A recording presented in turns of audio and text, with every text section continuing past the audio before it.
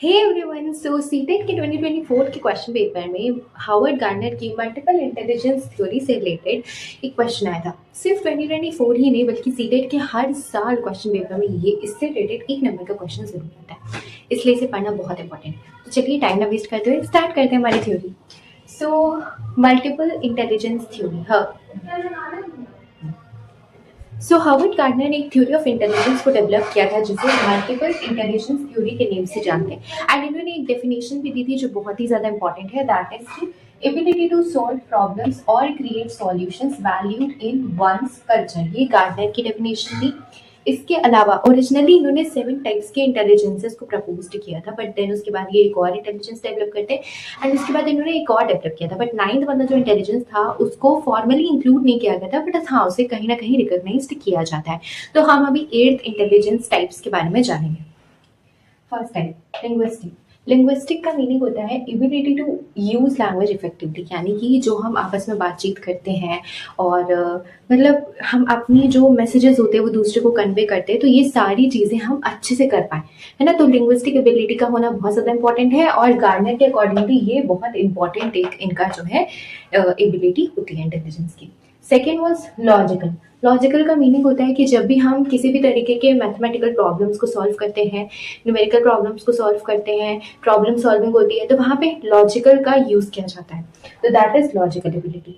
Third was special ability. Special ability का meaning होता है कि जब हम चीज़ों को विजुअलाइज करते हैं, मतलब ऐसा होता है ना कि सारे बच्चे आर्ट में अच्छे नहीं होते, कुछ ही बच्चे होते हैं जो आर्ट में बहुत ज़्यादा अच्छे होते हैं, एंड ऐसा इसलिए होता है बिकॉज वो चीज़ों को देख करके बहुत अच्छे से उसे ड्रॉ कर पाते हैं, है ना। तो दैट इज की ability to visualize objects and make images accurately, एकदम एक्यूरेटली वो उस इमेजेस को बनाते हैं और वो टैलेंट सब में प्रेजेंट नहीं होता है, तो that is special ability. Fourth one is interpersonal skill. Interpersonal का मीनिंग होता है कि जब हम किसी दूसरे के मोटिव्स को, इमोशंस को, फीलिंग्स को, इंटेंशंस को समझते हैं, तो दैट इज इंटरपर्सनल एबिलिटी। ये भी सब में प्रेजेंट होती है बट इसका बहुत कम लोग यूज कर पाते हैं। कुछ ऐसे होते हैं जो बहुत इनोसेंट टाइप के होते हैं, वो दूसरों के इंटेंशंस को नहीं समझ पाते, तो कुछ लोग समझ जाते हैं। Fifth one is intrapersonal. Intrapersonal ability होती है ability to understand oneself, मतलब ये सेल्फ अवेयरनेस से रिलेटेड है, यानी कि यहाँ पे आप अपने बारे में जानने की कोशिश करते हो, आपको अपने बारे में सब कुछ सब कुछ आपको अपने बारे में पता होता है, सारी चीजें, ठीक है। आपकी क्या स्ट्रेंथ है, आपकी क्या वीकनेस है, क्या थ्रेट्स हैं आपके लिए, आपको क्या अपॉर्चुनिटीज मिली, आपके क्या intentions, feelings, motivations, goal and everything, तो वो सारी चीजें आपको अपने बारे में पता होती है। तो ओवरऑल देखा जाए तो सेल्फ अवेयरनेस जो है आपको अपने बारे में होती है, दैट इज इंट्रापर्सनल। तो इंट्रापर्सनल और इंटरपर्सनल में कंफ्यूजन हो जाती है। इंट्रा से रिलेटेड आप अपने आप को करो और इंटर से रिलेटेड यानी कि कोई other person. Next one is kinaesthetic. Kinaesthetic का यूज मीनिंग होता है कि जब हम अपनी बॉडी को बहुत ही अच्छे से यूज करते हैं, that is ability to use body.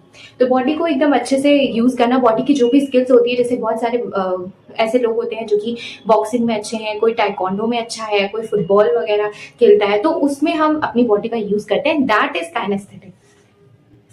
Next one is musical. Musical यानी कि एबिलिटी टू सिंग या फिर रिकॉग्नाइज जो भी हमारे रिदम है, मेलेडीज हैं, उसको हम सुनते हैं, गाते हैं, तो मतलब सब में अब ये गाने का टैलेंट ऑफ कोर्स नहीं होता है, कुछ ही लोगों में होता है, कुछ लोग बहुत अच्छा गाते हैं, तो that is what we called musical ability. Last one is naturalistic. Naturalistic का मतलब होता है एबिलिटी टू अंडरस्टैंड नेचर, मतलब कि जब आप नेचर को समझते हो, नेचर के पैटर्न को समझ जाते हो, आपको समझ आ जाता है कि नेचर किस हिसाब से क्या चीजें करता है ना। तो जैसे अभी आप रूसो के बारे में आपने पढ़ा होगा कि रूसो कहते हैं कि बच्चे को नेचुरली ग्रो होने दो, मतलब कि नेचर के हिसाब से उसे ग्रो होने दो। टीचर को कभी या फिर पेरेंट्स को कभी भी उसे किसी चीज के लिए फोर्स नहीं करना चाहिए, ठीक है। वो कोई गलती करता है उसे करने दो, नेचर ही उसका एक टीचर है जो उसे सिखाएगा। तो यहाँ पे ये भी बोलते हैं कि हाँ एक नेचर बहुत इंपॉर्टेंट चीज है, तो ये भी बोलते हैं कि हाँ नेचुरलिस्टिक होना इज नेसेसरी, कि मतलब आप जो है नेचर के अकॉर्डिंग बच्चे को ग्रो होने दो।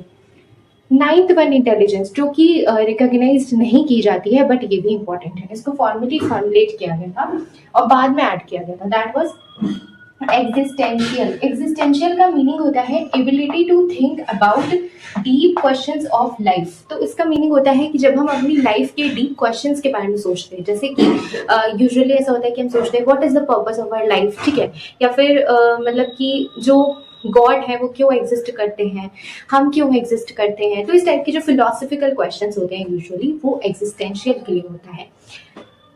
Last one is educational implication, कि ये थ्योरी जो है इसका एजुकेशन में क्या इम्प्लीकेशन है, एजुकेशन में हम इसका क्या यूज कर सकते हैं।